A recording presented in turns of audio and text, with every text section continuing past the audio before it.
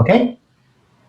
And finally, I think Teresa shared this, so I'm not going to spend much time on it, but these are useful links where you can find some of this information that we're going to be seeing today. Okay? So I'm going to go ahead and share my screen really quick. And there's a couple of steps that we have to follow to be able to sync our grades. And we're going to go one by one so you can see them. So the first thing that you do, it is not a step that is necessary, but I think that it's best practice because having the same grading scheme in Canvas is going to keep your grades on Aeries looking the same. So if we have the same grading schemes, it's going to help us. So how do we enable our grading schemes in Canvas? Inside one of my courses, I'm going to go all the way down to settings, and I'm going to click on settings. And then here we have many options, but I want you to stay on course details, and I'll give you time to do this in a second, okay? And I want you to come down to the bottom, and then here there is an option that says grading scheme. So you want to enable grading scheme. I'm going to click on it. And by default, it's going to enable my grading scheme right here. Okay, so I can actually go in here and look at it. And then by default, this is the grading scheme that Canvas creates for us. If you are happy with this, you don't have to do anything to change it, but you do have the ability to change it. And a lot of people, as they've been doing this on their own, have had some good questions. So let me kind of go over this really quick. I want you to see that I can go to the pencil and click on it. And now I have some options, okay? Some people kept asking, how do I change the middle category, okay? It took me a while to figure it out, but if I want my A to be from 100 to maybe 93, I can just change this to 93, and notice how the middle category is going to change too. Okay, so now my A minus is from 93 to 90, okay? I can also hover under the grades, and I can insert new groups in here if I want to. So if I want to add another group in here, I could do that, and it will give me the option to do it. I can delete it all the way to the right if I wanted to. So the first thing that I want you to do today is I want you to go to settings. I want you to enable your grading scheme, and I want you to play with that if you want to, or if you don't want to, then you don't have to play with it. But I'm going to give you about 2 minutes to do this, okay? So I'm going to just come in here and just give you 2 minutes to do this, okay?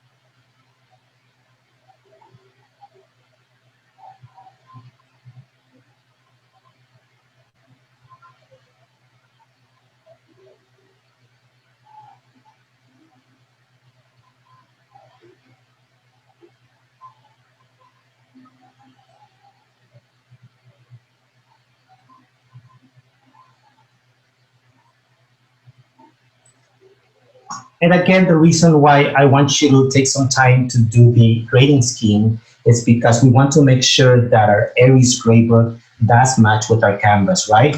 We don't want to have a different grading scheme on Canvas and a different grading scheme on Aeries, and all of a sudden you have an issue where a parent or a student is saying, well, I have an A on Canvas, but on Aeries it looks like something different. So we want to make sure that they match, okay? So once we've done that, the next step that we have to do is that we actually have to create groups for our assignments in Canvas. Think about it as categories in our Aeries gradebook, but in Canvas they are called groups. So I'm going to go to assignments. That's where you do that. So I'm going to click on assignments and I'll show you how to do it. And after I do this, I'll give you some time to do it too, okay? So you are going to notice that I actually have groups already. So I have a group that is called assignments. I have a group that is called quizzes. I have a group that is called homework, okay? But if you don't have any groups yet, what you will need to do is you will just go to the right and you will click on groups. And over here, it gives you the opportunity to add your groups, right? Maybe I want to do, I don't know, class participation will be a group that I want to use. Okay, and I will save it. Okay, and then I can keep adding my groups. Again, these groups have to match your Aeries categories. Okay, I've had a couple of questions on percentages or on doing weighted scores. So the first time you add the groups, you're not going to see this if you do weighting scores. Okay, the way you get that is you go all the way to the right, you click on the three dots, and over here you have an option where you can do group weights. Okay. And for the people that just do points and you don't use percentages, you just unclick this, okay? But I do weights in each of my categories, so I'm gonna leave it click, okay? So this is how you will be able to decide if you wanna do weight categories or if you just want to do points, okay? So again, make sure that you name your groups. Canvas recommends that we don't make those names too long because our syncing might have trouble. So make sure you keep them simple, okay? And what I want to show you is I want to show you a sample of a teacher that has already done this and his grade sync is working, okay? So this is Mr. Rowe, and Mr. Rowe has created his groups, just to give you an idea really quick. And he kept them simple. He used classwork, he used assessments, he used projects, and he used assignments. Those were his groups. And when he went to Aeries, he created his gradebook. We're not going to spend time creating a gradebook, but you're going to create it, right? You're going to give it the fall or the spring, right? And you just did fall on this one. You're going to attach it to the correct section. But what's important to do is that when you go to categories, okay? Notice classwork,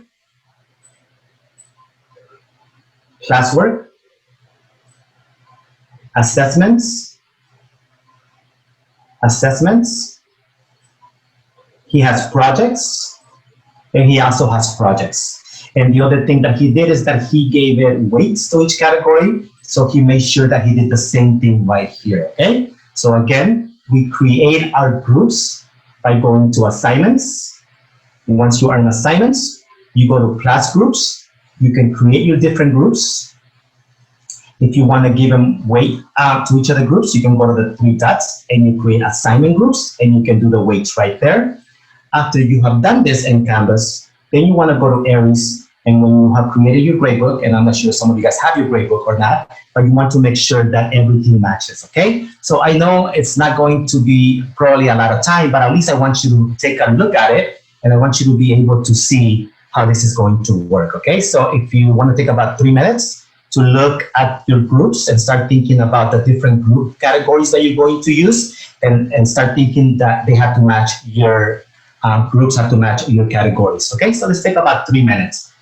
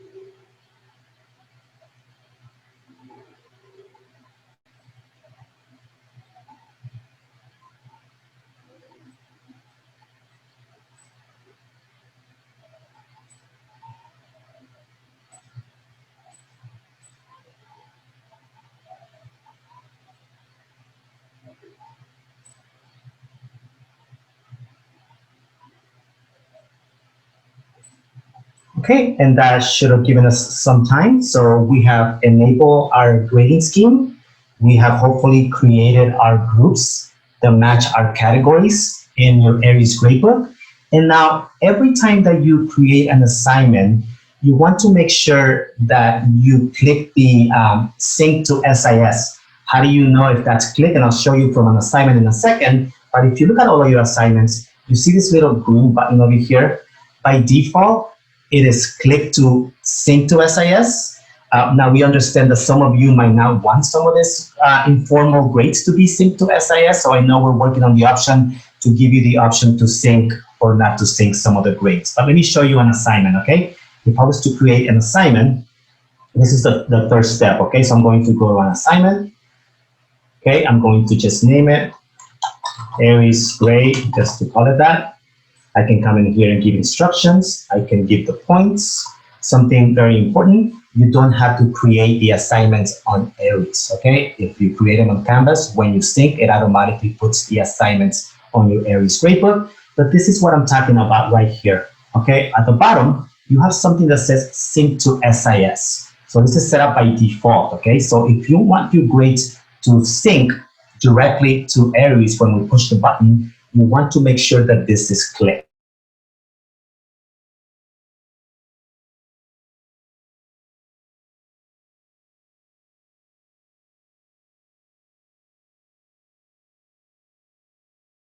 Okay, and then I hope that makes sense. You have to assign to the entire group or a section, and if you don't, then you need to actually go ahead and do it that way, because the other way, just assigning to one student, it will not sync, okay? So I think this is set by default, so I'm not gonna spend time giving you time with this one, okay? So we've done our steps. We have our grading scheme. We have our groups and our category on Aeries. We have our SIS selected, so it's all set. So now what you are going to do once you are ready to sync your grades is you're gonna go to grades. I know Robert's gonna be talking about how to do grades in here. He's also gonna be talking about how to use Speedgrader. So if you use Speedgrader, you've done your grades, you're ready to sync, okay? Now, because you have set it up, right here under Actions, you have a button that says Sync to GradePass Service, okay? So you will click on it. By default, it wants to send all of the assignments to your gradebook, okay? Maybe you haven't graded some of them. You can unclick and just select the ones that you want to send, okay? You can also do it by sections if you wanted to. I have it to all right now, and when I'm ready to sync, I just say Post Grades, and you're gonna see, I'm not gonna do it right now, this is not my class, but I want you to see that this assignment's right here, Summer Upload Photo, Getting to Know You, Ethics Quest, and so on and so on. If I go to this teacher's gradebook right now, okay, I'm just gonna go to his dashboard. I'm going to go to his first period, and I'm going to go by class. I want you to notice that he synced his gradebook already, and here's his summer upload photo, his introduction slides. All of his grades have been sent directly from Canvas into Aeries by just clicking that button right here. Okay, some key points again, don't make your group names too long. When you are sending assignments, make sure that you assign to all sections or one particular section, but not to just the students because it won't sync, okay? I had a teacher last week ask, okay, it's not syncing for one student or for one assignment. He had to change one grade because he already sent the assignments before adding the grades for that particular assignment. So he sent all of them, and this particular assignment wasn't graded. Okay, so he had to go and change one grade to sync. And we'll talk about that on the Q&A at the end. But this is how you do your syncing between Aeries and Canvas. Okay, thank you so much.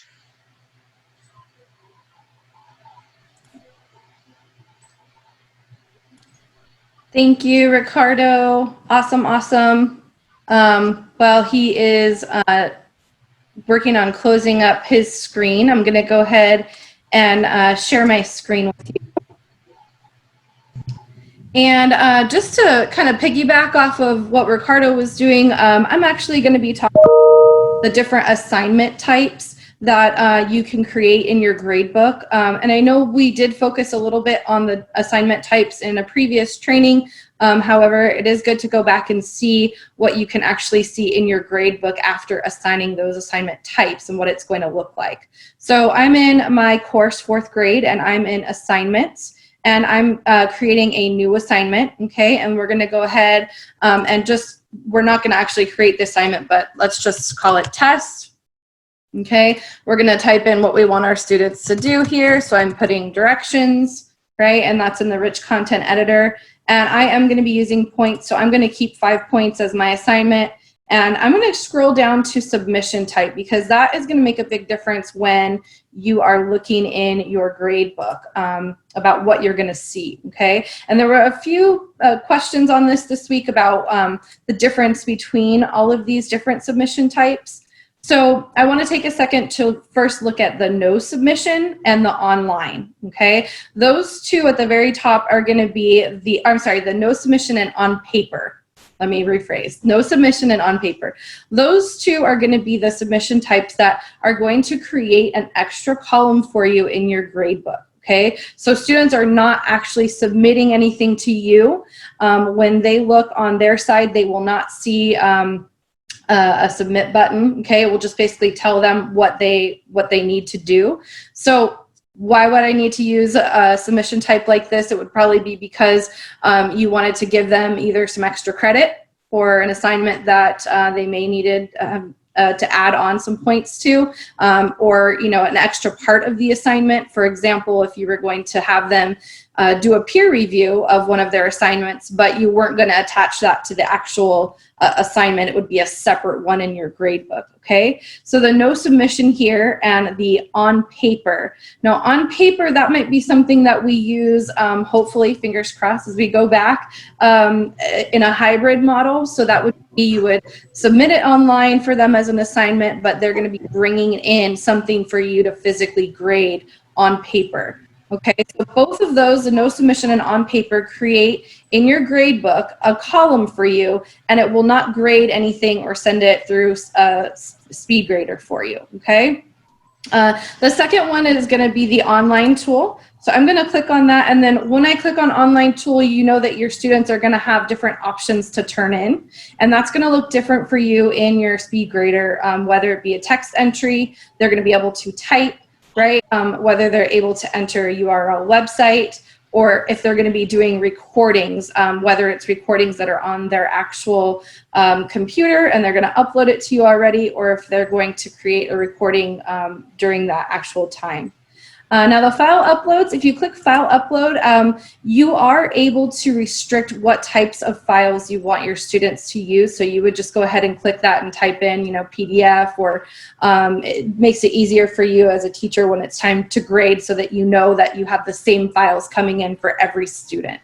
Okay, so we just wanted to make sure that you are aware of those different options, and it will look different as you are in the grade. So let me just show you quickly. I'm going to go to my grades here. And I'm going to show you, I did actually do a no submission assignment here. So it did just create a full column for all of my students. And I can just go in and I can say, okay, I looked at the participation for this day, right? And this person had 5, okay? And I could go ahead and say this person had 3.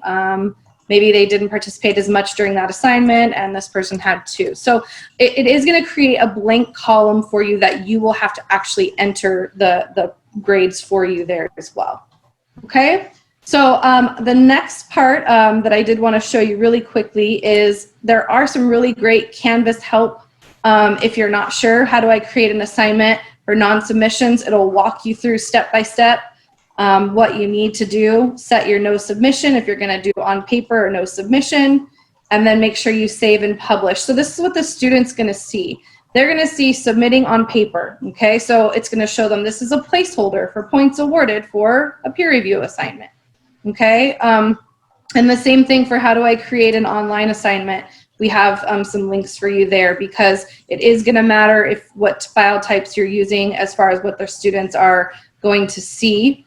Okay, we have a online submission here, so I could choose every single option for them, just know that you're going to be getting, different options going to be a little bit different for you. And the types of files that you upload, again, are going to make a difference as well. Okay. So just wanted to quickly go over that with you, but we are now in the actual gradebook. And so now we're going to take a look at some of the gradebook features. Okay. So there's some filters that you can use as you're using your gradebook.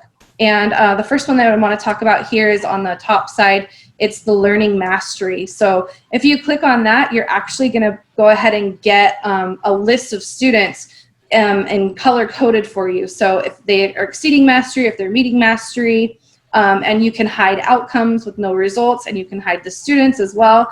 And the neat feature about that is you can actually export the report. Okay. And if you are in Canvas, one of the things that I forgot about was this little tool up here at the right-hand corner. And that's a really neat one because I actually disabled it as I was going through Canvas. But if you click up here, it'll bring you to a how-to. So if you forgot how to use the gradebook, find a spot. If I forgot how to enter the grades in the gradebook, right? How do I post an assignment? So this is a really, really neat tool up at the top here, and it comes up on a lot of the pages. So if you're in there and you're not sure and you don't want to go to a separate YouTube video, Canvas does have that built-in support for you there. So I'm going to go ahead and go out of Learning Mastery. So I can click this button here, and it's going to get me back to my gradebook view.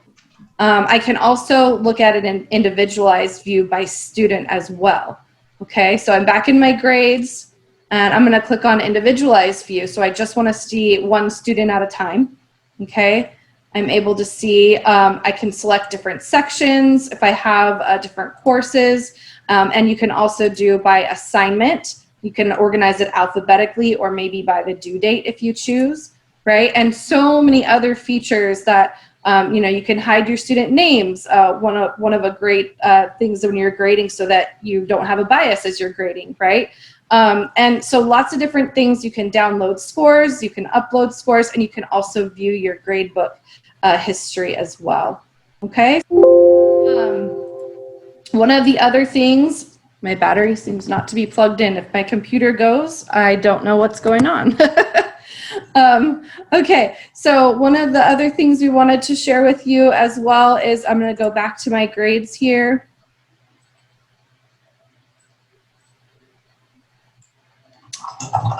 And I'm going to go ahead and go to the home. And I don't want to view an individual view anymore, but I want to go to my gradebook. And we can look at the different views here as well. So we can arrange them by assignment name, A through Z, due dates, points, lowest to highest, modules as well, and other filters if you'd like to look at modules versus assignments. You can do that also. And you can look at just unpublished assignments, or if you don't want to, you can uncheck that as well.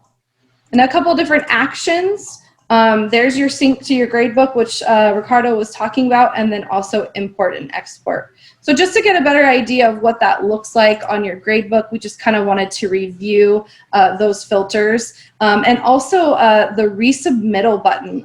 Ricardo, I don't actually have that on my page for grades because I don't have students. Would you mind taking just a moment to go over that information with everyone as well for resubmitting assignments? Sure. Let me see if I can share my screen really quick. Okay, let's see. So I know there was a couple of questions about learning mastery, and Christina, I saw your questions. I think if we try doing the learning mastery to push each individual grade, as you were talking about, we might be able to get there. So we can probably talk about that later. But I won't go over this today.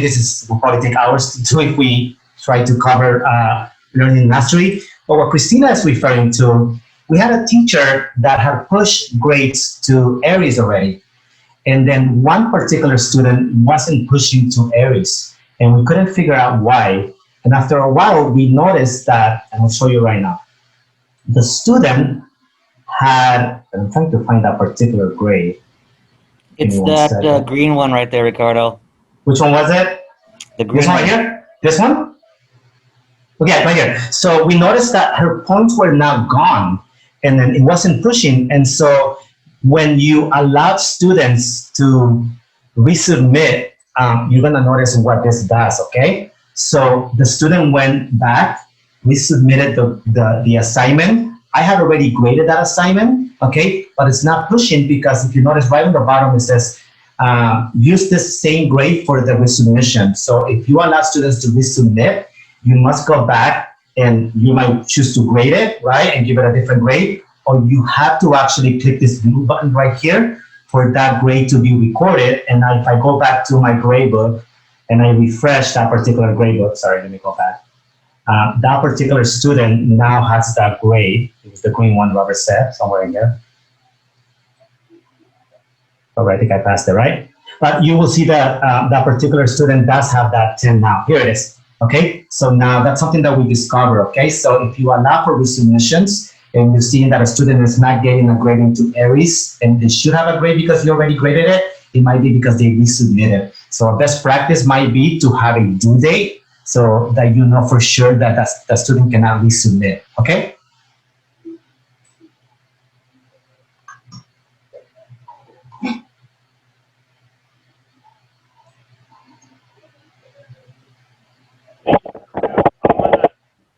Shift gears and kind of take over for our next segment of this portion of our training, which is going to be focused on Speedgrader. So let me go ahead and Gabe, I don't think I can hear you. Gabriel, Is I that just can't me? hear. We can't hear you. thank you. Well, we can hear you. It's just not clear.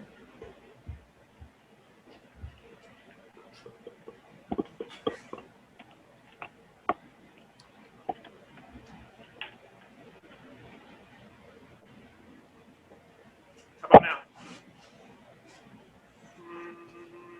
Hello? Very, very low.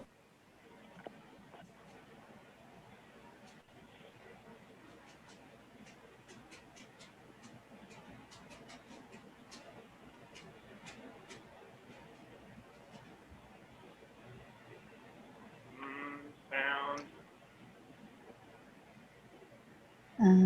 Maybe check your positioning of your Everything mic, checked out for Gabriel. me. Yeah, okay. I think you're All fine. right. It's just a little low. Mhm.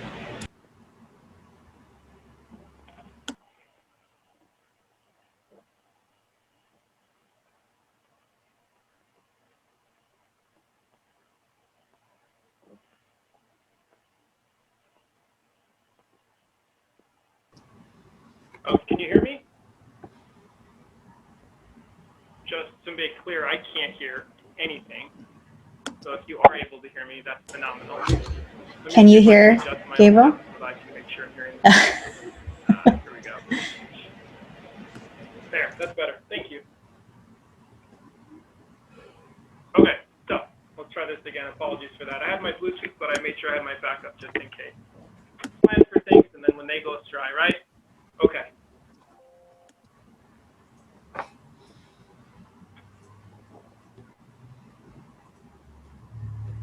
So we are going to be covering Canvas and Speedgrader. Again, apologies for the little glitch there with regards to the sound.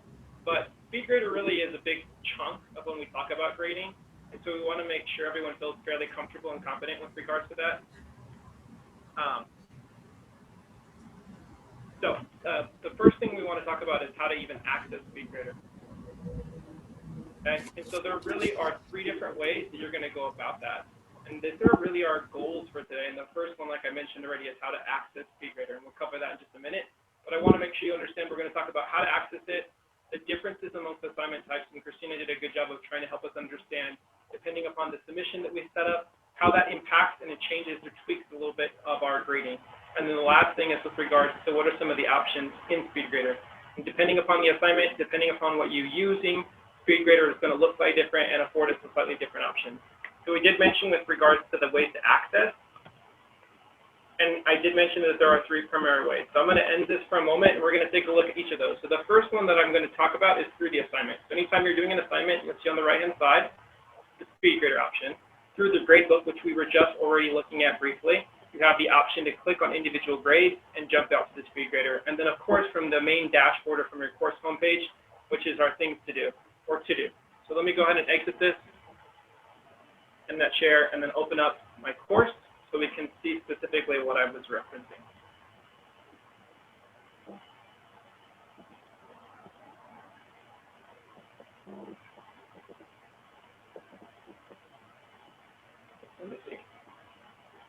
Is this sound any better? Because I'm seeing private messages saying that you still cannot hear. Gabriel, can you hear me? Yes, ma'am. So we can hear you. It's just soft. I feel like it's picking up. You're using your mic on your computer maybe instead of the one on your headset. Oh, I checked that. That's what I thought was a problem initially. I'll check again. We can hear you. It's just soft, but we can hear you. Yeah, Just have to turn your volume all the way up, you know. it says my headset is the one that's picking up. Maybe go to test speaker and microphone and Sure. Let's see. Let's go to sound settings. My computer. My AirPods were working earlier, but of course those went out. oh, or go to right next to the microphone, go to audio settings and then adjust your volume from there, microphone volume.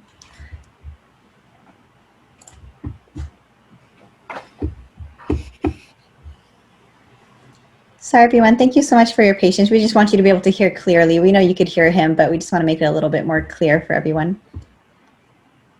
Yeah, it says my microphone is turned up to the full volume. All right. I think you're good, Gabriel. I apologize. I'll try to speak louder. I'll do that. All right, so we left off, we were talking about the 3 different ways that you're going to access Speedgrader, and I wanted to share my screen. Let me try to do that again.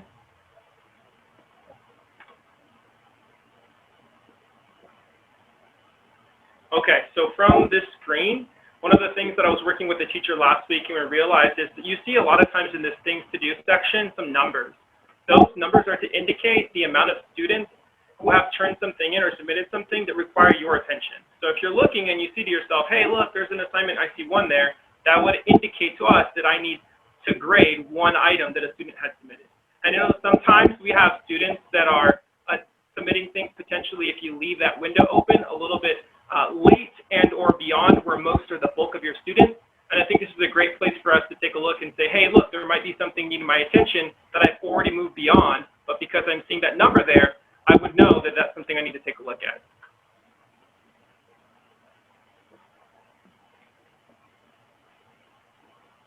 There. Okay, so the other 2 ways that I mentioned that you can access Speedgrader would be from the assignment. So I'm going to come over to assignment.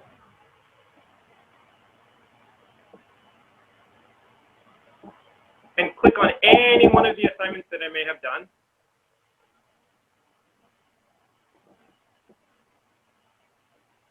And you'll see on the right-hand side of my screen, you have a button or an indication here that says Speedgrader. So again, so far we've taken a look at the first way from our to-do.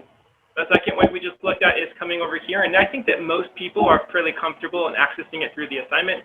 And then that last way I wanted to show you how to access Speedgrader happens to come from grades. So I'm moving over to my gradebook in Canvas.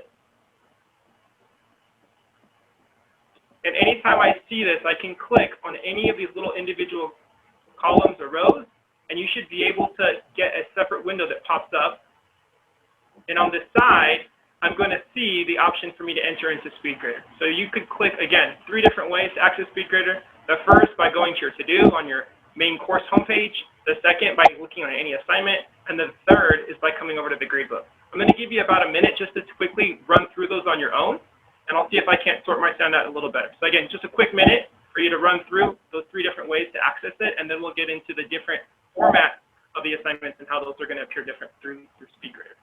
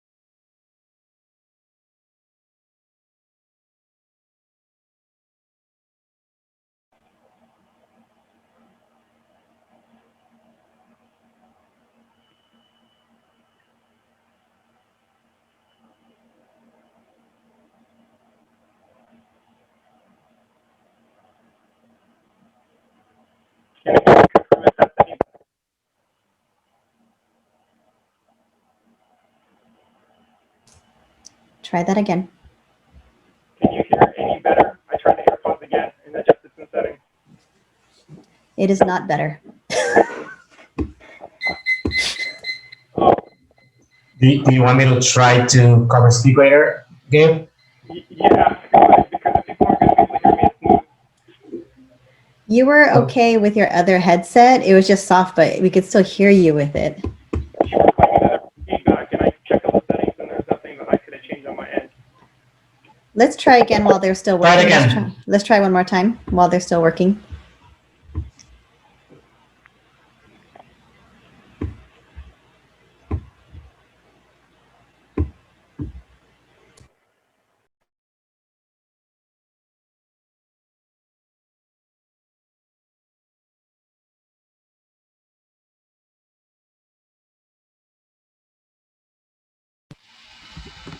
Is that any better? Feedback, sound? That is much better. Like, All so right. start over. I'm just kidding. No, that's, You are good. Great.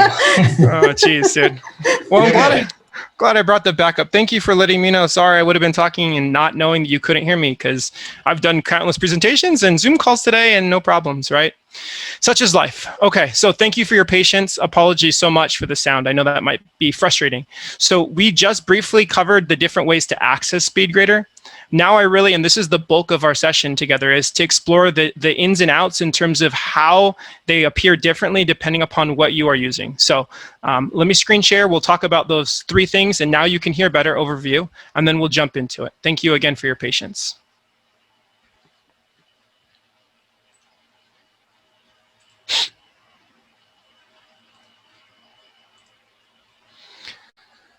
So when we talk about what it's going to look like, Speedgrader, we now know where you can access it, understanding that it's going to be significantly different or slightly different depending upon what you're using.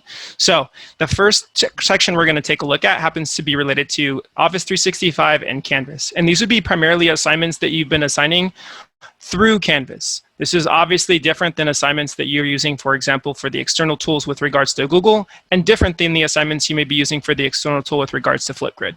So we're going to take a look at what are the tools that are there, what does it look like for when you are actually engaged in the grading, and what does it look like for the options with regards to feedback, again, through both Canvas as well as Office 365.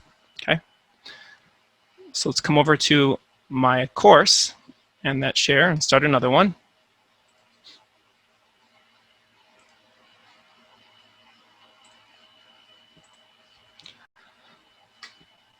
So in the course that we have here, I try to organize it somewhat by the modules in terms of the different types of assignments that you may be looking at. So I'm going to come over to my modules.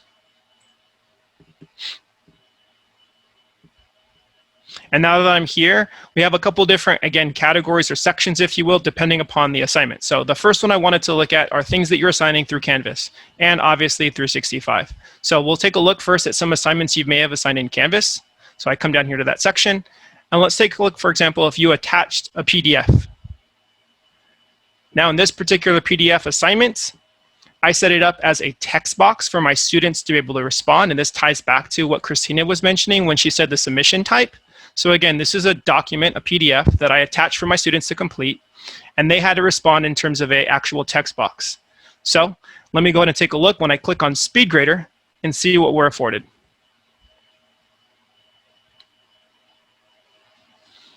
So the first thing you're going to notice is here is the response from that text box that my student had submitted to me.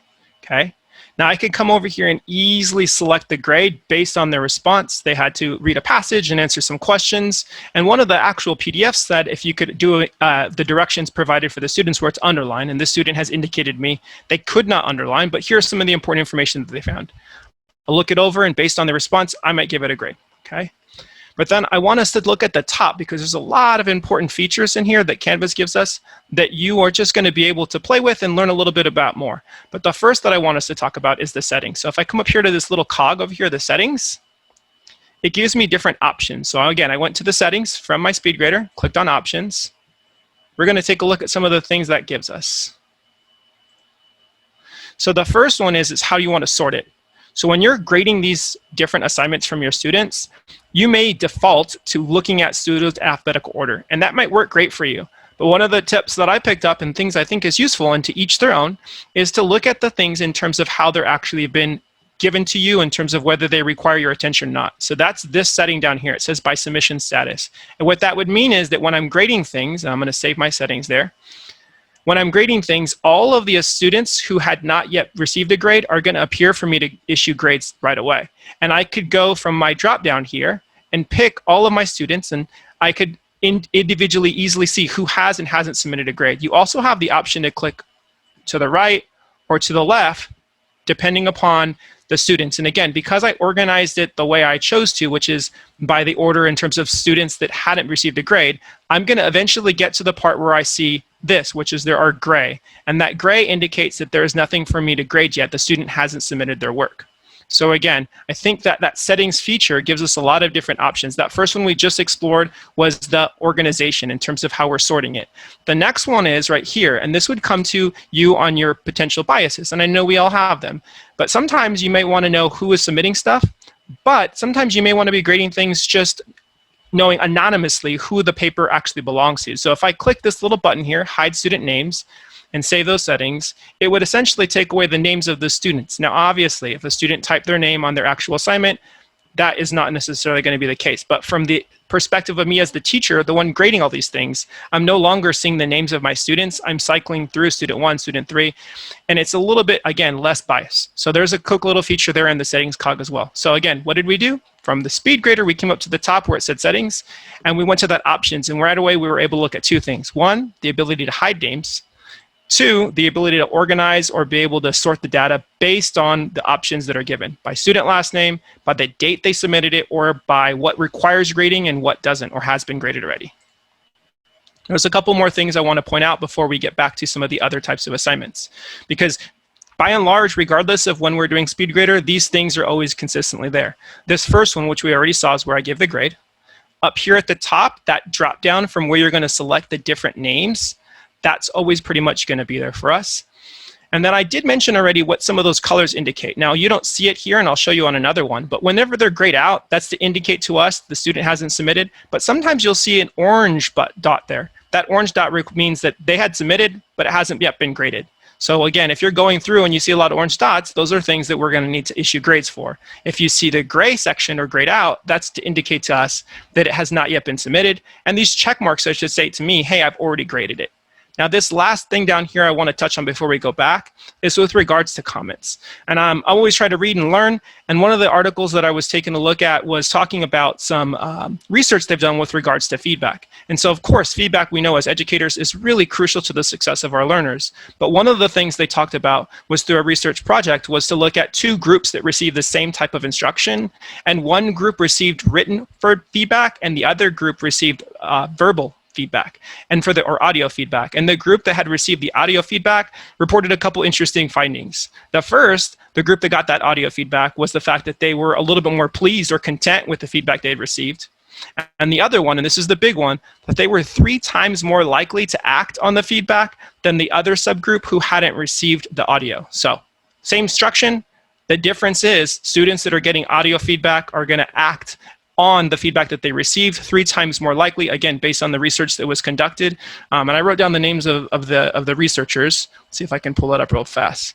But while I'm doing that, I want to point out to you how you actually do it. So I just talked about how the importance of audio feedback is, but how do you actually go about that? Here it is. It's Ice, Kerner, and Wells that conducted that research. But it's here. So again, I could just type in, try this again. There's my options. Oh, terrible spelling here. There's my options for my actual written feedback. But if I wanted to record audio, I could come right over here. And I'm given, just like you are through most of the different pages features, you record your voice. So I could give the directions as, great try, maybe give it another go. Or I'm really proud of the growth you've been making, but let's consider making some revisions to blank, okay? Again, if you wanted to record a video, you have that option as well, but I think that's a really nice feature.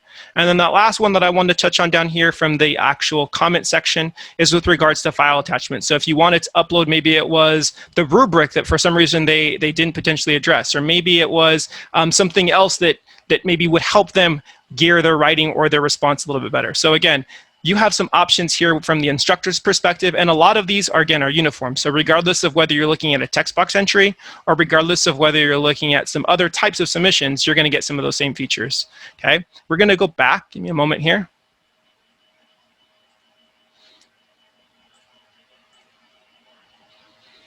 And we're going to look at one more of the types that come from Canvas, and we're going to take a look at that 365 assignment. Now, I know that 365 assignment is an external tool, but what I want to point out to us is that the assignment that we're grading from the 365 or from the Office document is going to be by and large the same as if we were grading other assignments in Canvas. What I mean by that is the features that it affords. So let's take a look at this document here that my student had submitted, this assignment. Again, I'm going to enter it by clicking up here to the right of the assignment, Speedgrader.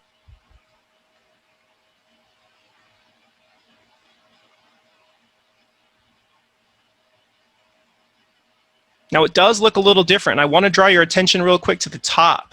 And that's because these options were not there when I did a text box entry. So again, depending upon the way that you structure your assignment, Speedgrader is going to look slightly different. But what's the same? Well, I still have the opportunity to give my grade for my students. I still have the opportunity to provide that feedback. And again, based on that research, I'm hoping more teachers are going to give it a try, at least with regards to audio feedback. If I come to the top from this dropdown, I'm still going to be able to select on the students. Gray still means that they have not submitted.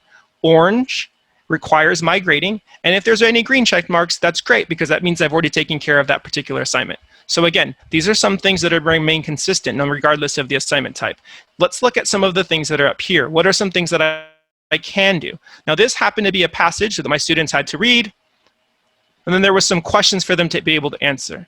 Now they cannot write directly on this assignment, but the student was able to highlight, and then down below where I see they were able to write some written responses, okay? So what I can do is, of course, as a teacher, I have my annotating tool. I can come up and I can mark different things if I said, you know what, this was actually the right answer.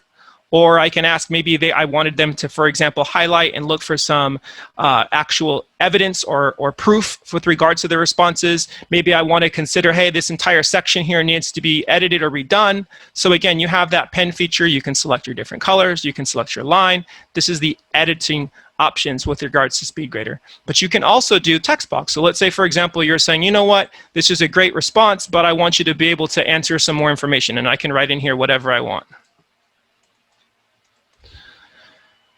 So again, the options up at the top in terms of what I'm yielded or afforded are slightly different because this is no longer a text box entry. But some of these same things on the right side are pretty consistently the same.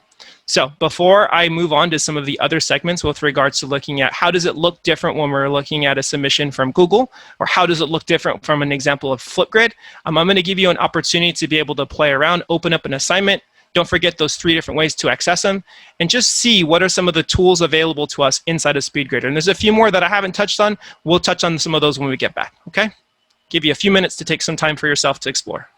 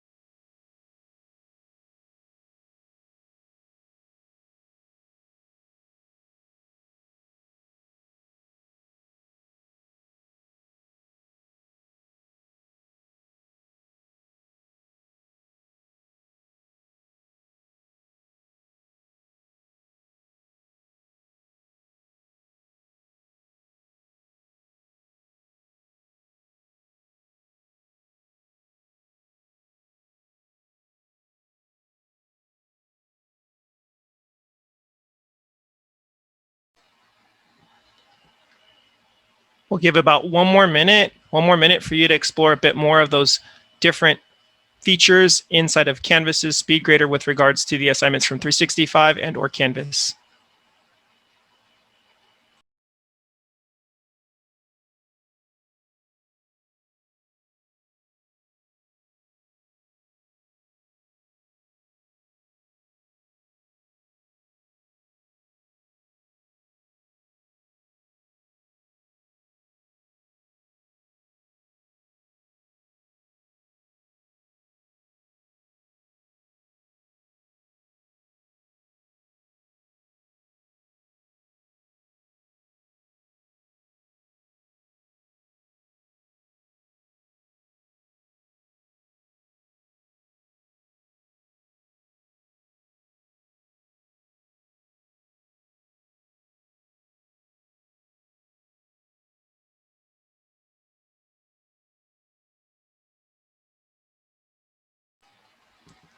All right, if you can go ahead and wrap up some of your exploration, we're going to bring it back so that we can look a little more closely at those other two ways in which SpeedGrader can be used, or the two different ways based on the external tools as well as Google and Flipgrid, how it would look for grading purposes there.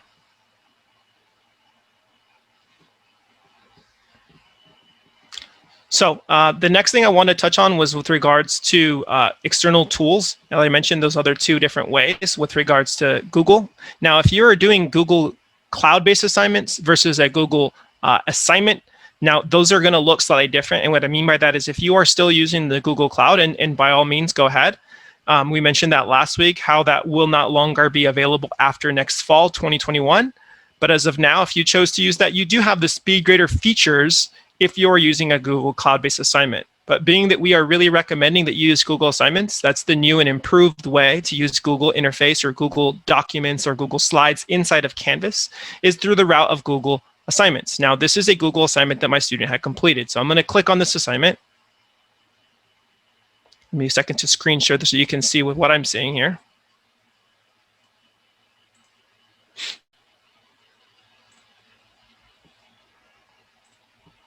So I've just clicked on that Google assignment, and I'm looking at the screen that comes here. Now, normally, if you were doing an assignment in most of the other things, you would click on SpeedGrader.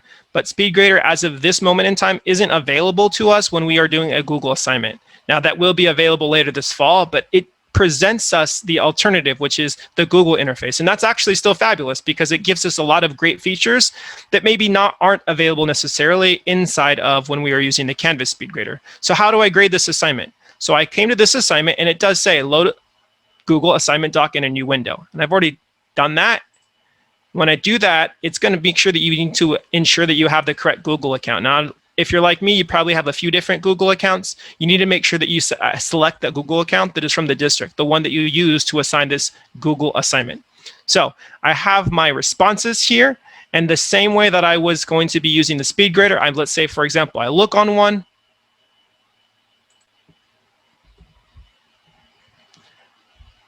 And when you click on this, you're going to be moving side to side to be able to look at the different responses, which again is fairly similar to SpeedGrader.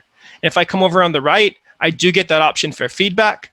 I'm not afforded the option for that audio recording as I was in SpeedGrader through the Google SpeedGrader or through the Google Grader, if you will. But I do have the option to select any feedback I wanted, and I do have the option to be able to present the score just like I did before. Now, some of the benefits that are here with regards to Google is that it does afford you the option to be able to use some of the different commenting features that you may have been familiar with regards to Google Docs. For example, you can come over here and you could highlight. If you had a comment bank, you could pull from a comment bank, assuming you had a bunch of different comments that you had saved that you could use for multiple courses. So let's say, for example, I wanted to highlight something. And I might say, okay, this is what I wanted to add a comment for. And you can give it whatever comment you might want so that you're being able to interact and provide that, my student submits something, I give some feedback, they resubmit something, I give some feedback, that opportunity for that improvement, the modifications. So again, this looks slightly different to us than it did with regards to the SpeedGrader that we use in 365 or the SpeedGrader that we're using through the different assignments that you may be posting inside of Canvas. But again, it does provide or yield some different features that you may not already have with regards to the Speedgrader. But this is the Google interface currently. I did mention to you that currently this is the only way to grade Google assignments, and later this fall, where they're set to release the option for teachers to be able to decipher between this way to grade inside of Google or whether you're going to choose to use Speedgrader. It's just not currently available for Google assignments. So we've looked at that. I want us to look at this last one, which is with regards to Flipgrid. So let me go back to my modules. I'm going to come down here to an assignment.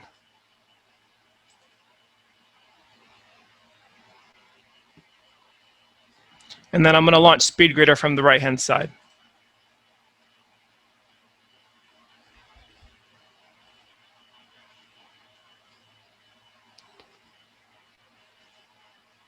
So from here, just like we talked about earlier, you're going to have the option to select from your students that submitted the assignment. If they have nothing there, it's grayed out. It's because they haven't submitted. But if you see an actual orange dot, that's to indicate that something's there waiting for you. I'm going to come back over here because we alluded to it earlier. And something that I think is really valuable, which is what?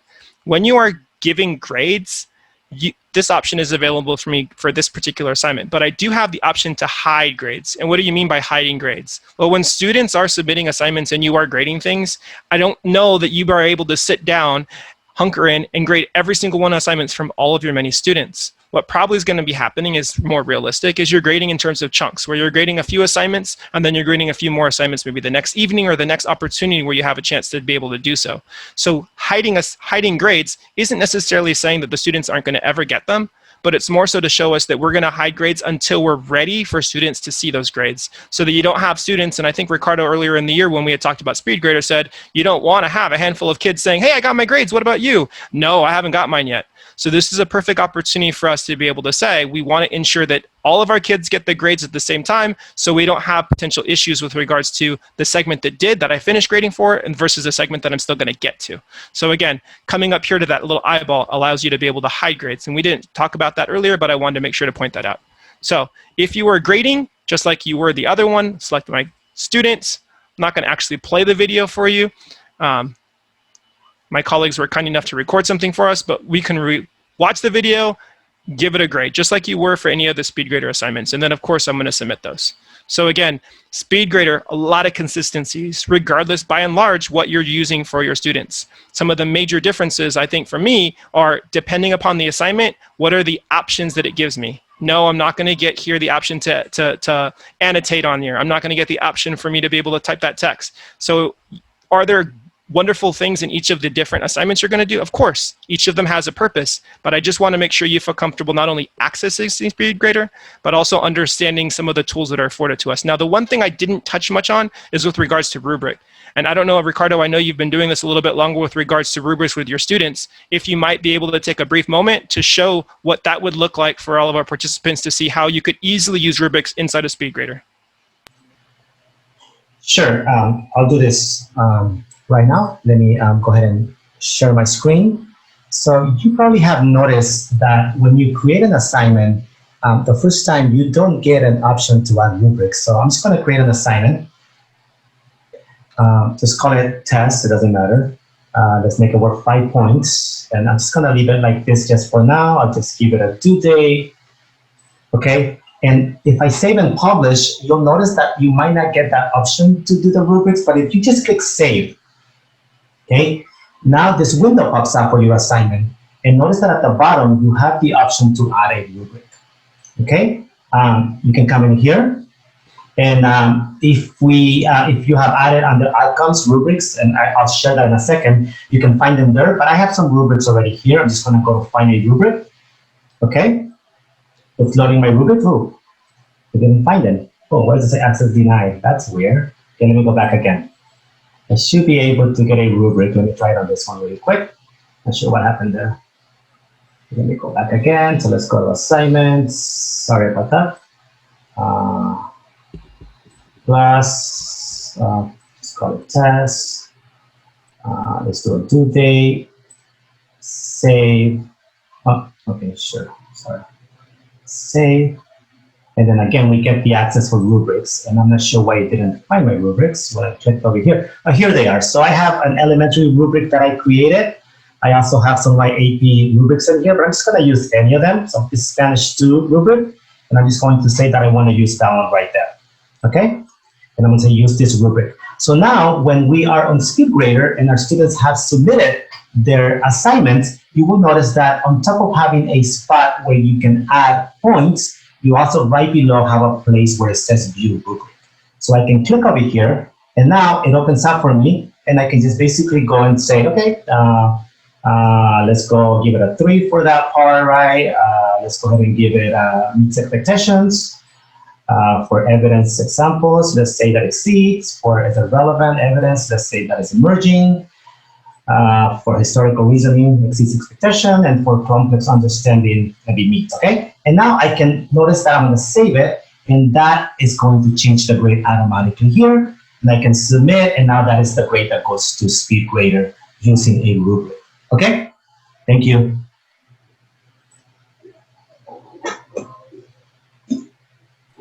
Thank you, Ricardo. And I think that kind of segues for perfectly with Robert. And he's going to touch on a little bit with regards more to grades, with regards to cross-listing. So I'll let him take over from there. Okay, great. Thanks, Gabe. Yeah, I'm going to cover cross-listing, and I'm also going to be covering missing or late assignments and kind of how that gets set and how that works out in your grade book. So first of all, I want to kind of go over cross-listing. So what that is it's a little bit more for maybe middle or for high school level, where you kind of teach multiple sections of the same class. So maybe I teach 3 English 1, and then maybe 2 periods of English 2, or an honors class, and I don't want to make the same assignment a bunch of times over again. So I can kind of combine all of those same courses to where then I just have to make it once, and it gets sent out to all 3 of my classes. And so in order to do that, let me share my screen here.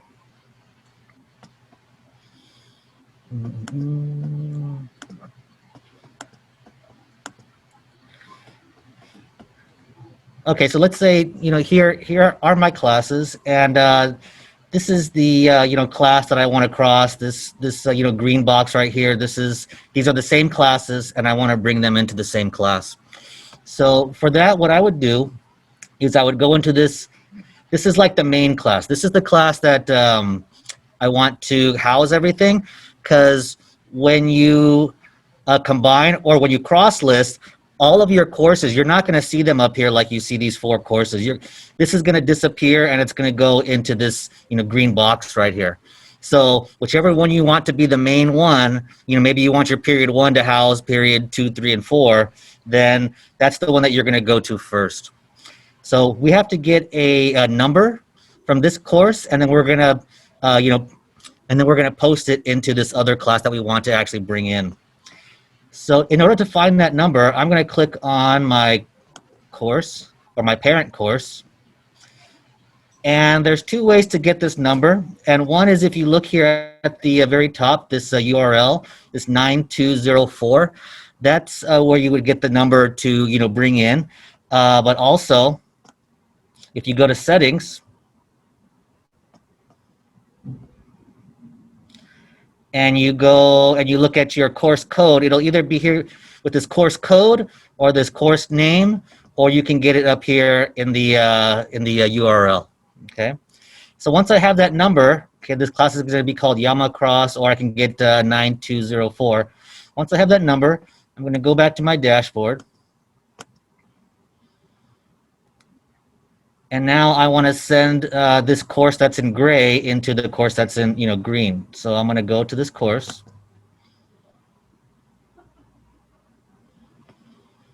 And I'm going to go to settings.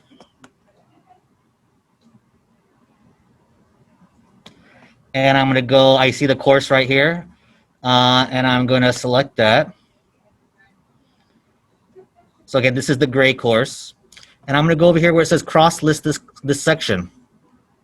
And I can either search for the course. The course was called Yama Cross. So I could search here. And there it is right there. And it's going to bring it up. Or I could type in that number, that 9204. Or I could put the course ID number. So any of those 3 ways will bring it over. And then if I were to hit cross list this section, then it's going to cross-list it for me. And when I go back to my dashboard, that course that, course that was in gray is no longer there. It was sent to my main course here that's in green. Now, why would you want to do something like this? So again, once I'm into my main course, let me show you how this looks under assignments, but we're also going to go into how this looks for your grade book. When I go to assignments, and if I were to make an assignment, before you would assign it to just that course under everyone. That would just refer to all your students within that one course. But now, actually, that everyone refers to every course that you brought in underneath that section. And if you don't see it there, like I believe you only see the ones that I kind of practice with, but you could actually search for it as well. So I think I'm not sure what I call this, PD something. There we go, cross list PD. So you might have to search it if you want to separate things out later. So maybe there's only one course that is getting this one assignment. So I'm not going to click everyone. I'm just going to select the one course for this assignment, and then that's the only course that will be able to see this assignment as well. So you can either send it to everybody or just one class here or there. Now, how does this look for the grade book? Let's go up to our grades. Grade book. Let's see, grades. Yeah, here we go.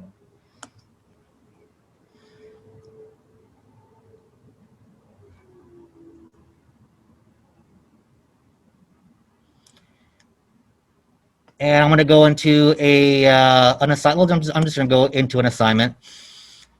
But when I'm grading this through Speedgrader, I can also select just the class that I want to see. So maybe, for example, if you're like a block schedule and you have a section that gets it like a day early, well, I just want to grade that one section. I don't want to see all my sections. So I can just select up here which section that I want to grade, and it's only going to bring up those students for me to check on, and then I can go back there and I can grade their assignments. Okay.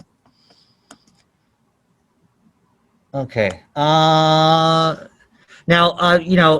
reasons not to cross-list this is that, there's been some mistakes. Maybe you kind of, realize I don't want it, or you accidentally cross it the wrong way. So be very careful how you cross it. But I believe, I don't have the rights to cross it. Ricardo, do you know who has the rights to uncross classes? I believe currently the rights are only with Canvas admin team, and those people on that team would involve Joanne Chan, Director Helene Cunningham, let's see, Jay, who am I forgetting? Dr. Thomas Tan, and one more person. But we can put those names there. Right. So we'd have, we'd have to contact them. Also, I believe if let's say you were going halfway through your grading period and then you wanted to uncross it, you're going to lose the student's information. So you'd have to wait until maybe the grading period was over to do that kind of stuff. So once you do it, you're kind of stuck with it for a while. So just be careful not to make any mistakes. But it is very helpful and it saves you lots of time. So you have to weigh out the pros and cons. Okay. Okay, next I want to go over missing assignments and late assignments. Okay, so let's go into a grade book here. I'm going to go to grades.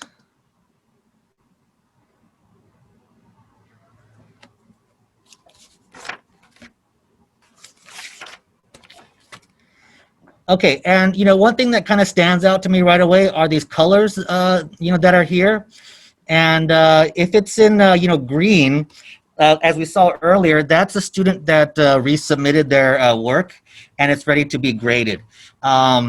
Also, let's say if I don't have one that's here, but if this student turned it in time, you'd see like a little icon that looks like a page there, and that lets you know that it's ready to be graded. Let's see, if it's in red right here, that means that the student is missing the assignment, but I just, hit engrave just for the sake of practicing things, but the student is, missing their assignment. If it's in blue, that means that the student submitted it late, and orange or yellow are like dropped assignments. You can set if you want to maybe drop the lowest score that a student has, or if they're excused from an assignment, that'll turn yellow. So just kind of color coded, you can see what's kind of going on here. Let's see here, what else? Okay, let's go under this each assignment, and under each assignment you also have 3 dots here, and there's a function here that you could set. Let's see, I believe message students who. So you can set it to actually find students that may haven't submitted yet, or they scored less than, you know, some kind of grade. So maybe you want to message them saying, you know, you had this grade, maybe we can meet for like a, you know, study session, or, hey, where's your assignment? You know, please submit that soon. That's kind of a neat feature. Let's see here. Okay. Also, what's kind of cool, let's go back to the front, is when I go under student view,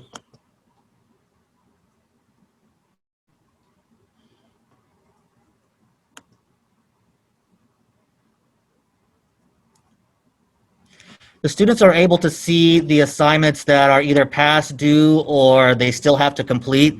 So, you know, if they're not sure, let's see here, past assignments, or, you know, if they don't have a assignment turned in, it'll say like up here at the top, like you still need to do these assignments. So it lets them know, you know, you don't have to kind of go chasing them. It should be there for them as well.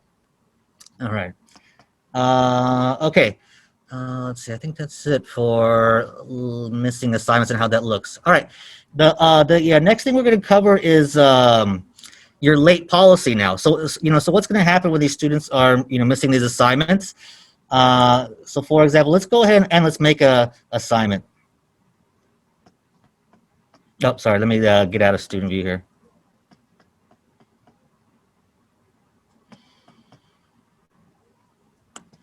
Okay, so I'm going to make an assignment, and I'm going to call this just PD assignment.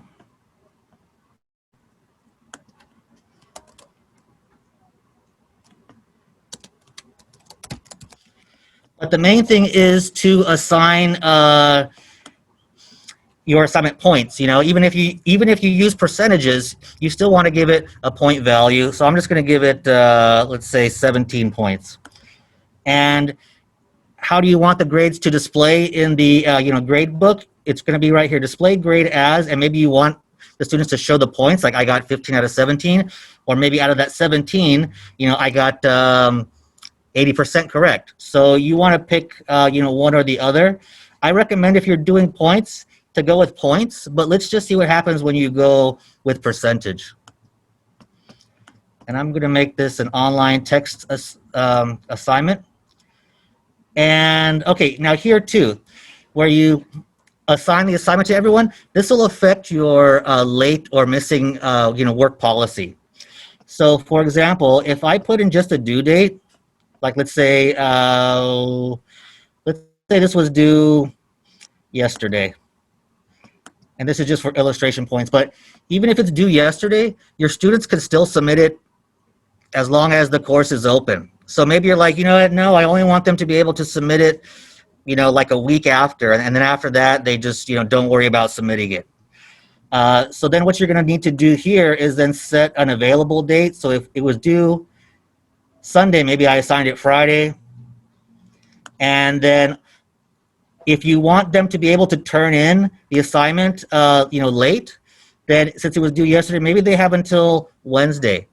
And then after that date comes up, then they won't be able to hand it in anymore. But if you did it like maybe you don't accept any late work, then you're going to want to make it the same day as the you know, due date, so that way it's just shut off when the actual due date was. So I'm going to put they have until I don't know, tomorrow.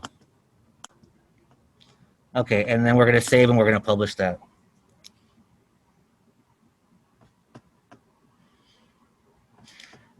Okay, so how does this look now in the grade book? Let's go ahead and go to 2 assignments, and I'll kind of show you the difference between doing points and points versus points and percentage.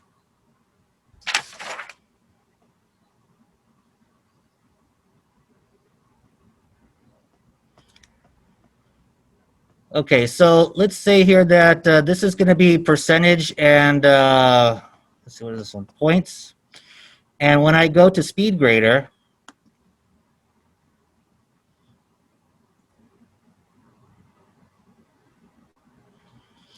okay, the grade is out of 35 points, and let's say they got a 31. Now I'm going to submit that.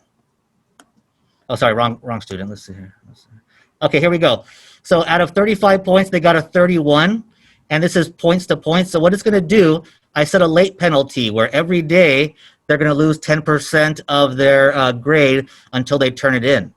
So automatically then, it calculates that 1 day off, and then their final grade was 27.5, and that'll be in the grade book.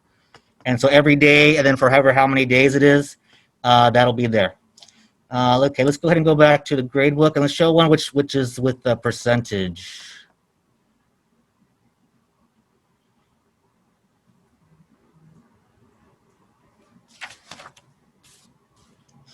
Okay, I believe it was this one.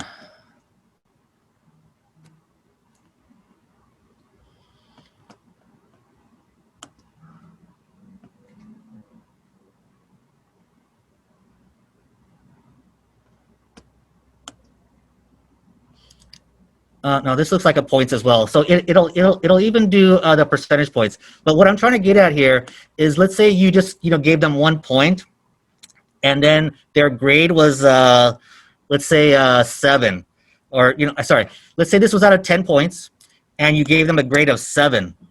So what's going to happen is it's actually going to take 10% of your 10 points, which is 1, and it's going to subtract it versus actually getting the percentage.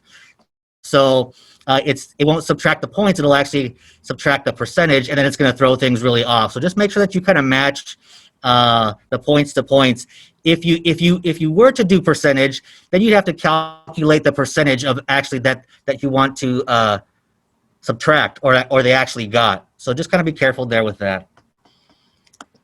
Okay, let's see here. Oh, also, when you make the assignments and you have the due date, and if it's late, it also takes into account weekends. So maybe every day it's late, you have to turn it in. So if there's the weekend, if there's the weekends there, just be careful. Maybe you don't want that to count as towards being a day late. So yeah, just kind of keep that in mind. And let's see, what else was there? I'm not forgetting something. Where was it? Oh, okay, here we go. And then lastly, for your grades, let's say, for example, you kind of graded everything, and some people still haven't turned their stuff in. So you can automatically apply grades for the missing submissions. So maybe, the lowest you'll get is 50. And then here we were talking about where you could go set your grace period day. So for every day that the assignment is late, we're going to take off 10%. And for every, even actually every hour it's due too. So, and then the lowest possible, percent, you can set that as well, because maybe you want them to actually get something higher than someone that turned nothing in. Okay. And that can be found in your grade book with this little, cogwheel right here. And then let's say, I believe, if you didn't set that, I think there's also an option where if a student didn't hand something in, let's see here. Oh, you could do the set default grade. So under these 3 dots, set default grade, anybody that hasn't turned theirs in yet, they will get that grade as well. So maybe it's going to be more than 50, or however you want to do it, but you can set that instead of having to set it up here every time. Okay. And I believe that's it. Thank you.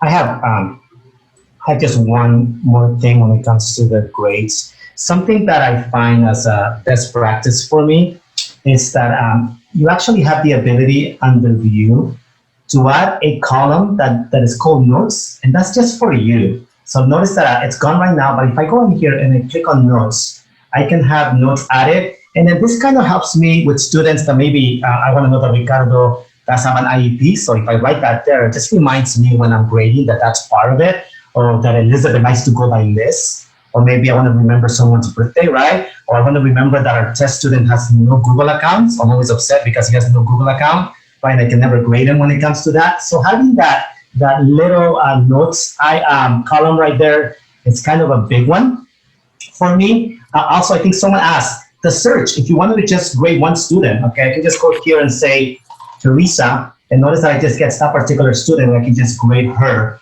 and her assignments. Okay, so that's something that is pretty useful too. You also have the ability to filter and grade by assignment groups or modules. So if I just go here,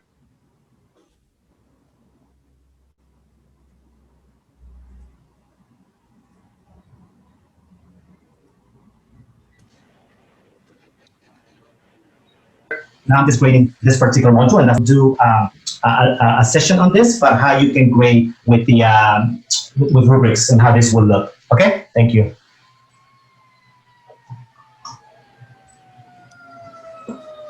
Okay, Tosis, we're going to go ahead and answer some questions unless there are other things that you think we missed that you want to cover before we move on to our questioning. We good? All right, so I'm going to go ahead and go into our document, and we're going to go through and answer questions that haven't yet been addressed. And then if we have extra time, we'll go back to those that have been addressed so everyone can hear the answers, okay? So Tosis, listen up. Here we go.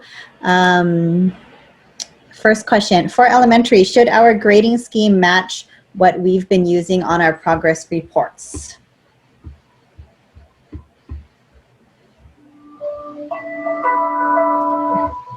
I was going to say, I'm not sure if we're afforded all the freedom in the world in terms of how you're going to use it. When we think about our categories and our groups, I know there's specific verbiage in terms of what is allowed to be synced. And if you do submit something where it doesn't match up, it will give you a report. But I don't know if it was already shared, but I can drop a list in terms of what's the actual verbiage of words that we can use to be able to push over from Canvas into our Aeries gradebook. And so to add to that, we will be having a training just specifically on this on Wednesday and Thursday on how to push it over for elementary. So it does go into the standards-based grades report card. That's the purpose for Wednesday and Thursday. So come join us. But just quickly after that plug, so some teachers do choose to do categories as general categories, like what Gabriel said, and some choose to do categories according to the actual standards-based grade. So that is still up to you. You're still not being told which one to do, but you do have to make sure that whatever you use in Aeries gradebook matches your groups in Canvas in order for the sync to work. And we are those who are using general categories, we're running into a little bit of an issue right now, which hopefully is resolved by the time we see each other on Wednesday and Thursday. If the names are the same, because I know you typically have different grade books, ELA, math, et cetera, but the same section in each one. So we won't go into that right now, but we'll talk about that more later in the week. So yes, it will work. There are some things you have to do. Okay. Okay, so next question. Let me just find it. Okay, Ricardo, somebody's asking how you insert the timer. You're gonna have to answer that another time, okay? Send them your video. Ricardo's gonna add it to the question document. Okay. Next one, when you create a text entry assignment, is there a way we can annotate on the student work?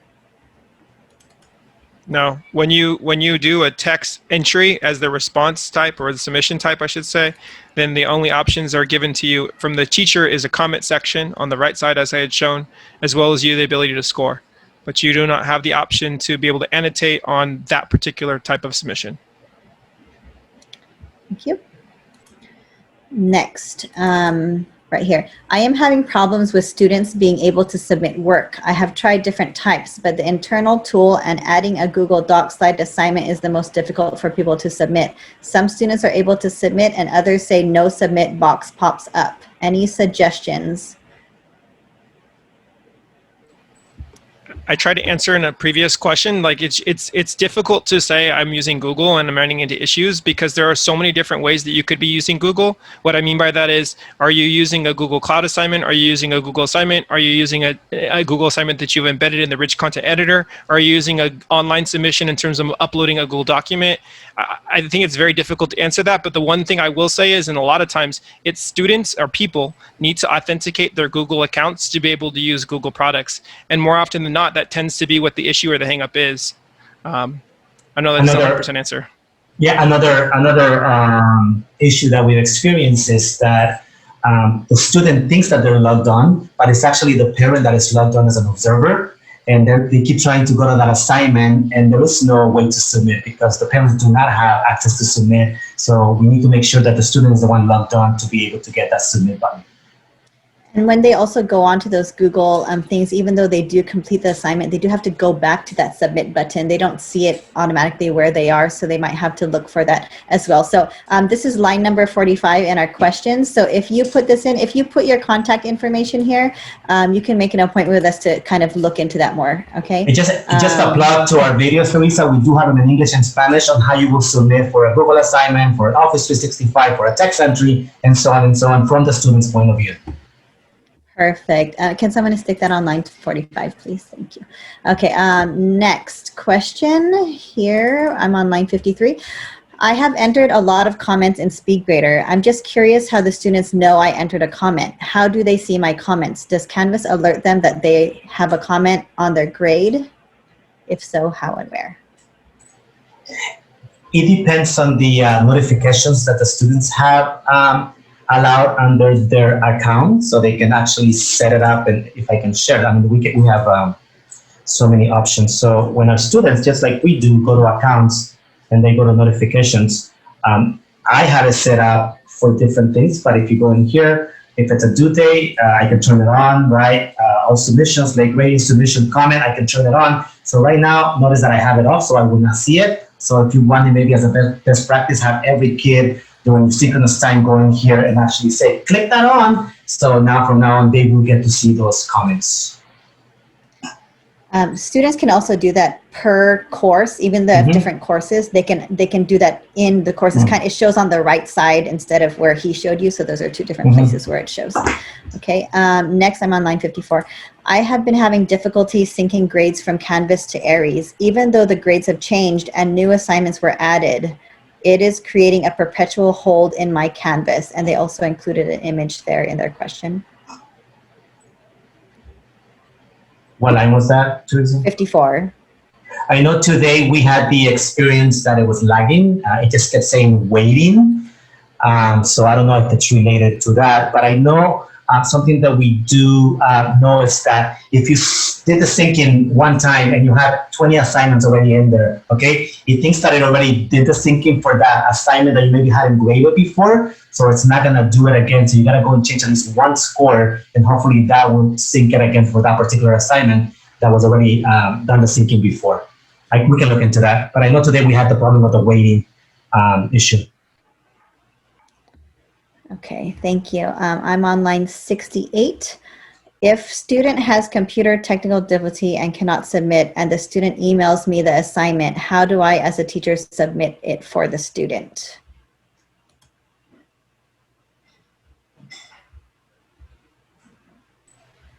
Can they manually enter? I know we can manually enter the score. I don't know if you can submit it, but you can manually enter the score after you graded it. Yeah, I don't think you have the option to manually submit for an individual student, unfortunately. We can look into it if we find otherwise, but I don't think so. But at least you can change the score for them, so the grade should be accurate. Correct. Okay, I'm on line 77. I did a Google assignment last night. I copied it to my other course. The assignment did not copy with a rubric or point value the same. I just copied it again to my sandbox, and it will not make an identical copy. The only answer that I can tell you on that one is that when we started with Canvas, we were using the beta of Google Assignments, which is called LTI 1.3. Google has asked, and they're encouraging us to switch to the new LTI 1.3. So that's something that we need to do. So because of that, we're experiencing some difficulties and some issues that we're seeing because we're still on 1.1 and we should be on 1.3. I don't know if that answers the question, but it's yeah. Yes. Mm-hmm. We're hoping for that sooner than later because we're having some issues there. Okay, I am now on line 79. Oh, Okay, it's asking for transformational Mondays that are more grade level specific. So that is why we're having on Wednesday and Thursday, we have grade level specific sections here.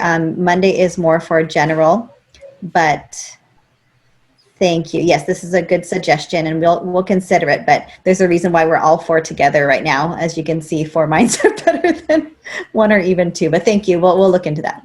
And Okay, Teresa, I'm sorry, just to add quickly to that as well, I know that they had mentioned in the comment that there were certain grade level meetings or maybe staff meetings during that time, but we do want to let you know that all these are going to be recorded for you as well. So if you cannot make it tomorrow and it's your grade level or on Wednesday, then you can always look back at our links and we'll have those posted and recorded for you to watch at a later time.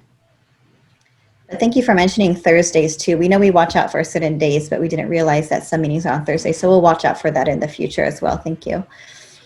Okay, I'm on line 83. How do I copy an assignment to multiple courses that are not cross-listed? So the easiest way is that you go to your assignment tab, and then that assignment that you want to copy, go all the way to the right. There's those 3 dots. Some people call it a snowman. I call it a hot dog. And then there you can click on it and you can copy to whichever other course you want to send it to. Easiest way to do it. Thank you. Line 84. Can you set assignments to receive a 0 automatically for missing assignments once the due date has passed?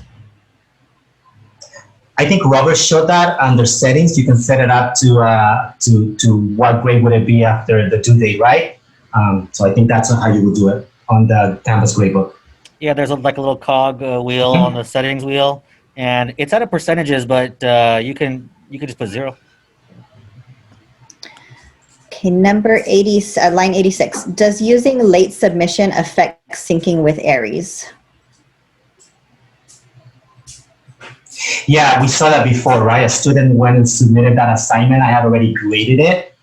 When I pushed the grades to Aeries, it didn't push because I had to regrade that particular assignment.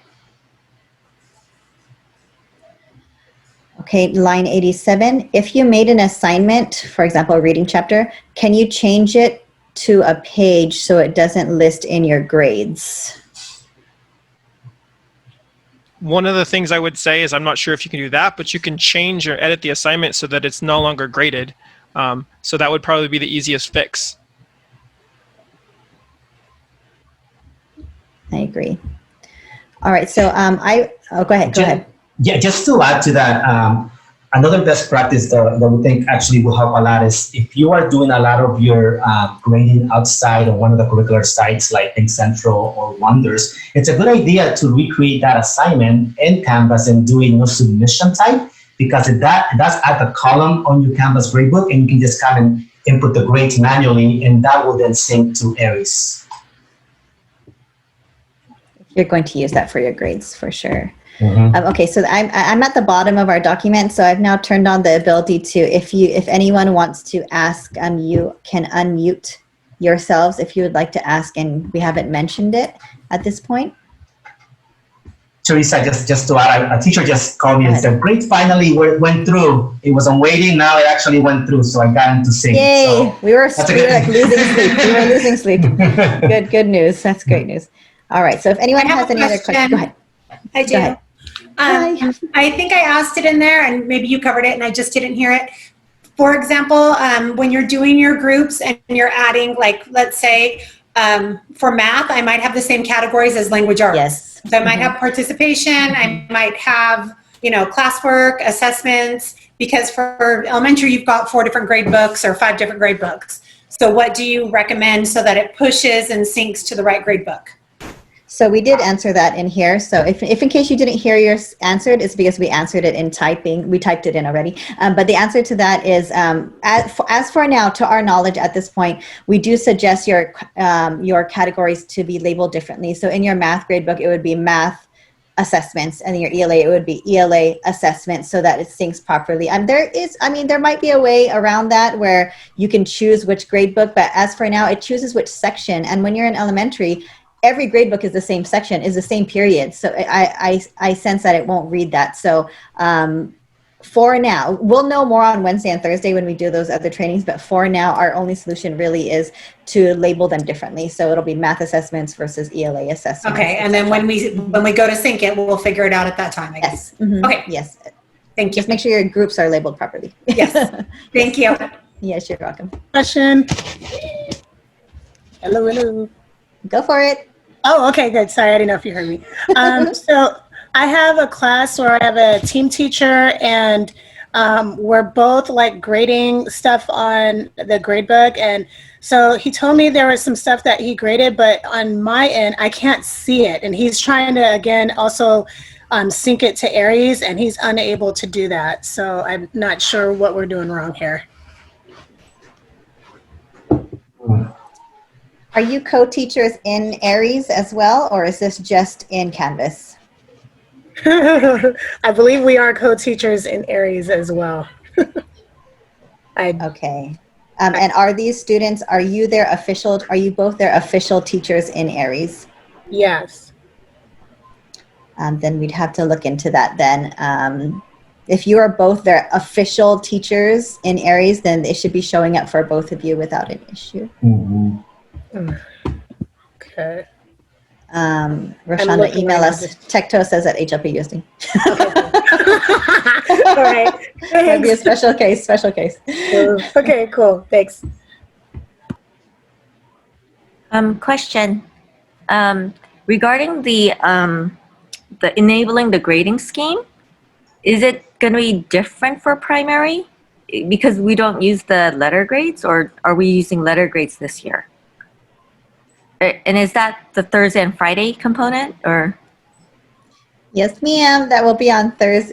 That will be on Wednesday and Thursday. And just like before, when we had this kind of helped me understand better. When we used to push grades from Google to Aeries, it was the same situation. Your setup really is an Aeries gradebook. You're aligning to the 1, 2, 3, 4, aligning to the PBEG, the different percentages. That really all just happens in Aeries. So this push should be fine. Most of your settings will be in Aeries gradebook. So that's where we'll focus on Wednesday. So you might choose not to enable the grading scheme on Canvas if you want to, and that doesn't make a difference. Oh, okay. So we don't have to enable a grading scheme then. If you don't want to, and you could actually switch it. Yeah, I wouldn't do it probably. We'll talk about it, and It'll be the letter grade version. Okay. Yeah. Okay, got it. Thank you. Mm-hmm. Hello. I have a question. I wrote one on number 14 on the Google shared folder, but I'm having a really hard time getting grades to sync because of the multiple sections that are all cross-linked together. So is there a particular setup that we need to have? Because right now only certain sections get grade synced and others don't. The only answer that I have, and I had a teacher send me that same question on Friday, is that he did the syncing. He had already put a list of assignments in there. He had graded some of them, but he had not graded other sections. So he did the syncing.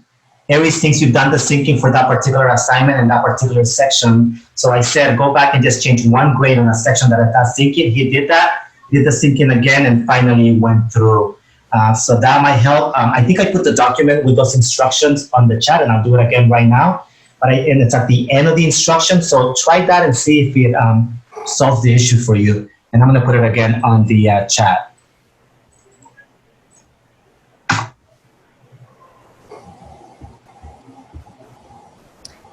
Okay, we have a few more questions. I'm sorry, were you finished with that one? I apologize. Yes, okay. A few more questions that were added to the document. Okay. Actually, from several of us. Several of us have this question because it seems like we were told that syncing Canvas grades to Aeries was supposed to be automatic, that it was supposed to happen in the evening or something, but we find that it doesn't. We have to manually click sync grades and then it will sync to Aeries, but it doesn't happen automatically. Is that right? That is correct. You do have to manually push that button, and you also get a report that's yielded in the event that you would ever run into issues, which we hope you do not. But yes, you as the teacher are responsible for manually pushing those grades over from Canvas into Aeries. It will not happen on its own. Okay. Hi, Ms. Miranda. Yes, the syncing between Aeries and Canvas, that's work when it comes to schedule changes or addition to new courses, but not for the Aeries gradebook push. So it is manually. So I'm gonna ask some questions from that were added into our document. Number one was, what if we choose incomplete, complete grade? How does it push over to the gradebook? If it's complete, incomplete. That's a good question that we have to actually go and play and see what it looks like. I think I'm going to assume that when you go back into Aeries and you go back into that assignment that was created from Canvas, that you'll have to choose the point worth, and then if it's incomplete, complete, you'll either get all of it or none of it. I'm going to assume that's how it works, but we haven't tried it, so we'll have to go in. That's a good question. Another one is, any suggestion on weighing your assignments? This is a forever question every year, so anyone have an opinion about that?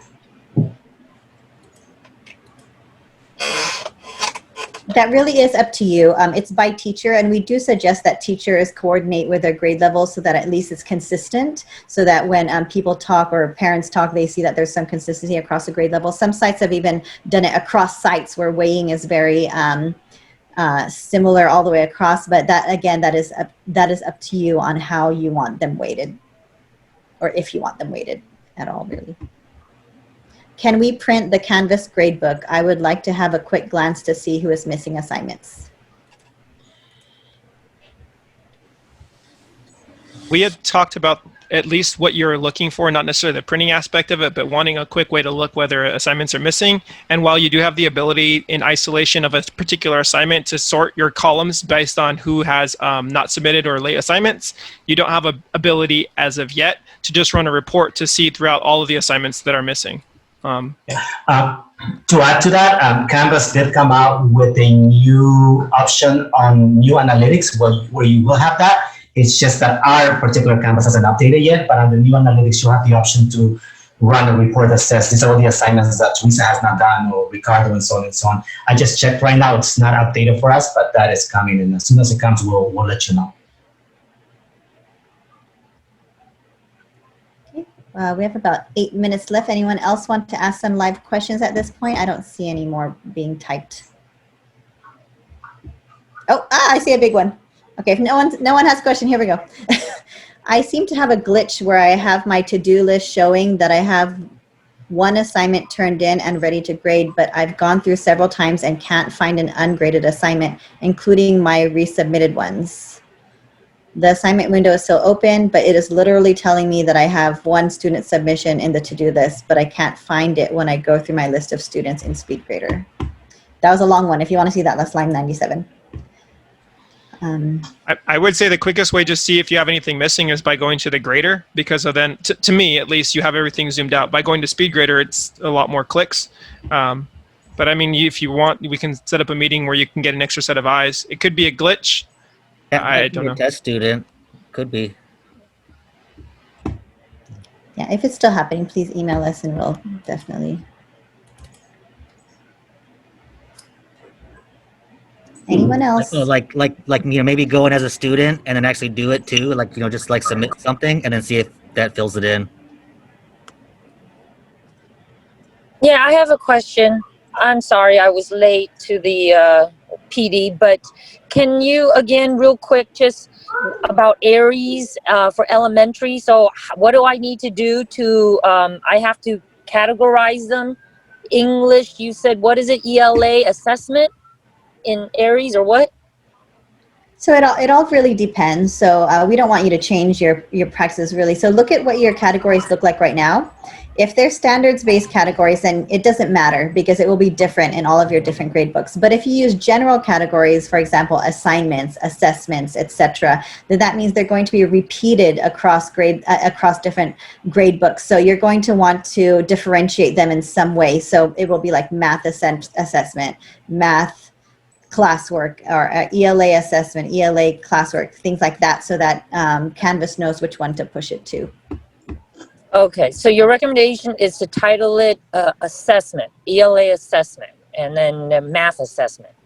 Is that what you're saying? We have no suggestion on what your categories should be. Some of you have, in the last few years, have decided to make your categories into your standards-based grades titles, and that's fine. You can choose whichever your categories are. Just make sure your categories match what your groups are called in Canvas. And that they are unique. They are unique. Yes, thank you, Gabriel. Okay, so like, Yes. Can you give me an example? Because I'm still not understanding. So like, let's say I'm in Aeries. Let's say, I'm in Aeries, so I'm going to title it, you said, ELA assessment. And then I go to, and that's how it's titled in Canvas? Your That's group how in it should Canvas be? would be called ELA, correct. Okay, Exactly so the same. exactly the same. Okay, for Yes. every assignment? No, not assignment, the group The and the group, I category. see. Yes. Oh, And okay. Amy, I think that Amy, I could recognize your voice. I think that's you. Is that you? Yes, Yes. Okay. yes. Hi, Amy. Okay, so Hi. on Wednesday and Thursday, we're also going to be we're doing a training just on this. So if you can find time to join us, it would be great. We're going to take you step by step into All making sure right, this I'll works. join Wednesday Okay. and Thursday. At what time? 2 o'clock. So Wednesday is K2 and Thursday is 3-5. 3-5, Thursday. Okay, thank you. Yes, at 2 o'clock. Someone said, if our categories have correlated to standards, can we still use those? Yes, but then now your categories are going to have to follow the exact same verbiage in your groups. So yes. Can I ask a question about special ed students? Of course. So is there a way, like, for example, when we have a quiz that's going to be assigned to everyone, but like, for example, special ed students have additional time given, but it's a timed assessment. So will we need to make like 2 copies of the quiz and one to assign to just them, or how could we make modifications like that? So you have, when you are pushing out an assignment, you mentioned a quiz, so that's slightly different. But in essence, you have the ability to select who you are providing that assignment for. So for example, and let me fast see if I can show you. I know we have limited time of screen here, but give me a second to pull up my course.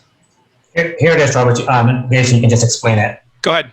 Thank you. Go ahead. Explain Okay, it. so when this right now, if you see this one assignment, we're not adding a new one. It's add. Everyone is on the top. Click add button, and now we can say specific students what we want that accommodation or modification to be. So let's say Ricardo, he, for example, needs some additional time. I might change his due date. And when the assignment gets pushed out to everyone, they don't know who has what in terms of the differences. So again, you're not making copies to this assessment. What you're doing is adding a little subgroup or individuals to get that assessment that has modifications embedded in that. Either, again, quiz, Perfect. test, yeah.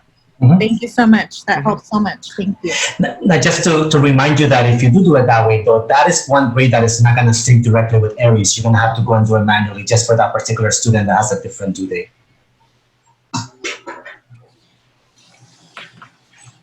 Question. Do you have do you have a place where you have the recordings from last week's sessions by any chance? I have been talking and I've been muted. So we will be posting them on the HPUSD links where all of our links are. But some of those we didn't finish processing. So we have to do some editing work there. We'll make sure to get those out to you. Okay, we'll great. put it Thank in you. HP links. Thank you. Yeah. Okay. So I think our time is up. Do we have time for one more? Or are we done, team? One more, if there is one. Okay. Because we want to be so supportive and helpful. Always. Going once, twice. Oh, too late. Just kidding. We do on Friday. We also have a full Q&A time. So if you think of something in the next few days, which you might, on Friday you could pop on and just simply ask. I think Mrs. Shin does have a question. I could see her hand. Yes, you know how when you go into the Speedgrader, you are able to email students who did not complete the assignment, right? So then when you email those students, is the email going to them or is it going to their parents for elementary? I believe it's going to their account, but I think their parent as the observer has the ability to see it, but I believe you're sending it to them, but it's going to them and their inbox inside of Canvas. So when we say them, not their actual email. The student. How are they viewing it? So on their navigation bar, it should say a number on there. So it's not necessarily going to the parents. Do they have their separate email account? No, do students have separate email account? So our Canvas is not really an email, it's a messaging app. So when you send a message to the kid that didn't complete the assignment, right? When the student logs in on their inbox, there'll be a little blue box with 2 or 3, and they can click there and be able to see the notifications from that teacher. So if I send an email on inbox, a message on inbox to parents as parent observer, the student will be able to see that as well. It's not going to their email? Again, it's not email. If you send it to the observer, only the observer should be able to see it. And if you do the other one, which is for the students that didn't complete the assignment, it should go to the students. So just to clarify, we're not going to, the observer will not see the message that their student has. Then I misspoke. Okay. Okay, so observer will get it to their email. Everything is going to the inbox. There is no email. It's because everything is inside of Canvas. So if they're assuming, let's say they have set up like an app on their phone and they have the notification structured as such, they'll receive a push notification to their device. But it's not going to any particular email address.